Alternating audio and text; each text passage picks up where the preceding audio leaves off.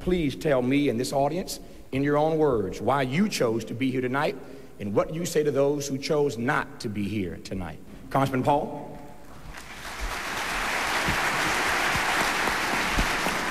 Well, the main reason I'm here is because I was invited, and I'm delighted that I was invited, and I'm very pleased because I go wherever I'm invited to talk about freedom. That, to me, is the most important thing, along with the emphasis on the Constitution. I believe so strongly that individuals have their rights in their life as a gift from God, and the purpose of government is to protect life and liberty. But I'd also like to extend that if you have the fruits of your labor, I would like you to keep the fruits of your labor as well.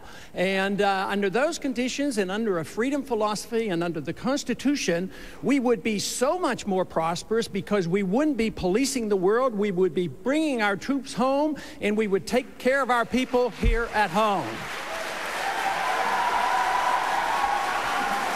Thank you, Congressman. I want to ask about race and unemployment. In 2006, the unemployment rate of black high school graduates, that's high school graduates, was 33% higher than the unemployment rate for white high school dropouts. What do you think accounts for that inequity? Congressman Paul. Walter Williams, a very astute free market economist, has studied this extensively. And he has found that prior to minimum wage laws, there was no discrepancy like this. So he put a lot of blame on the minimum wage law. Once government gets interfering, this takes away opportunities. And I believe there is a lot of truth to this because it eliminates an opportunity and a chance for a marginal worker. So once again, though, the economy is supported only when you have a sound economy perpetuated by government with sound policies. You have to have sound money. You have to have minimum taxes. You have to have, wise foreign policy. But I have a bill in that might help a lot of people, black or white or whomever. I have a bill in that would immediately help these people who are trying to get a start, that they would never have to pay any taxes or payroll taxes if they just happen to be a waiter or waitress, to give them a chance to get ahead and get a good job. Thank you, sir. Senator Brownback. Congressman Paul, the most commonly cited statistic for the number of illegal immigrants living in the United States is 12 million people. Is it desirable, is it even practical, to try to send them all home? If the next Congress passes comprehensive immigration reform that includes a path to citizenship, will you sign it, or will you support sending the 12 million home?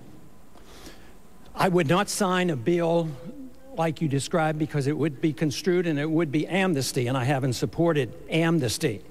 I also think that it's pretty impractical to get an army in this country to round up 12 or maybe 20 million. But I do believe that we have to stick to our guns on obeying the law, and anybody who comes in here illegally shouldn't be rewarded. And that would be the case. But I see the immigration problem as a consequence of our welfare state. Welfare because we encourage people not to work here, but the welfare we offer the people who come, they get free medical care, they get free education, they bankrupt our hospitals are closing, and it should not be rewarded. That means that if you don't round them up, you don't reward them, you don't give them citizenship.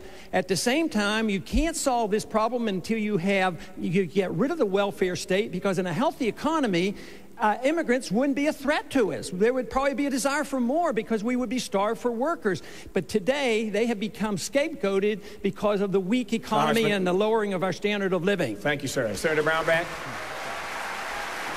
Tonight, as young black and Latino Americans are watching this debate, they often feel quite alienated from the Republican Party, a party that does not seem to respond to their issues.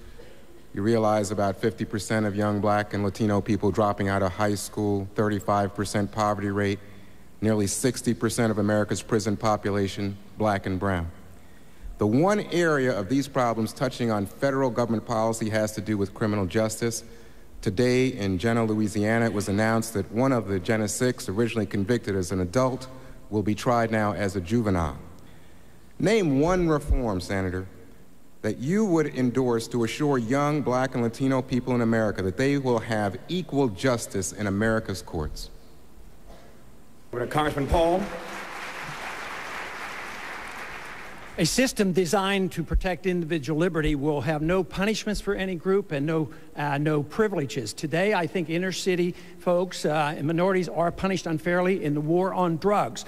For instance, blacks make up 14% of those who use drugs, yet 36% of those arrested are blacks, and it ends up that 63% of those who finally end up in prison are blacks. This has to change. We don't have to have more courts and more prisons. We need to repeal the whole war on drugs. It isn't working. We have already spent over $400 billion since the early 70s, and it's a wasted money. Prohibition didn't work. Prohibition on drugs doesn't work. So we need to come to our senses, and absolutely, it's a disease. We don't treat alcoholics like this. This is a disease, and we should orient ourselves to this. That is one way you could have equal justice under the law. Thank you, Congressman.